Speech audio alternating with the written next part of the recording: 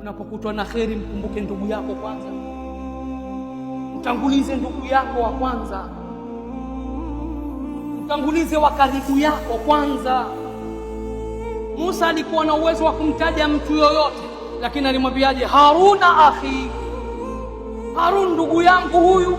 Tupo katika zama, mmoja wetu yuko tayari kutoa mamilioni kusaidia wapembeni. Ndugu yake ana shida, ana matatizo, hamsaidii. Kwa nini hamsaidii? Kwa sababu ndugu kawaida hashukuru sana. Unapomsaidia ndugu, wakati mwingine ni wajibu wahitaji shukrani sana. Kuna mtu wa pembeni atakayekuja akakwambia, bwana hongera bwana, umemsaidia ndugu yako, ni wajibu wako.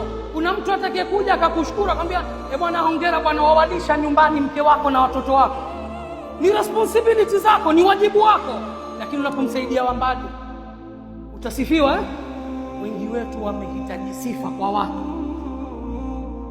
wengi wetu wamekuwa na chuki kwa ndugu zao, damu zao. Wengine anashindwa kumsaidia ndugu yake kwa sababu ya ushindani. Sasa kama ana shida, kwa nini haji kunambia? Wewe hujui kama ana shida au lazima uombwe? Yani waiona hali yake, billahi alayhi, wamuona anavyotaabika, eti wakawa sema ana kiburi. Kama ana shida aje anambie, wangojea uje uambiwe. Ndugu yako, damu yako.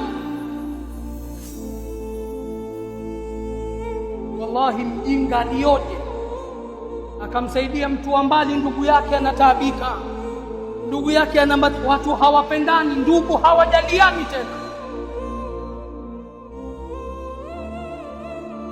Nikana kwamba vile matatizo yake atajijua mwenyewe.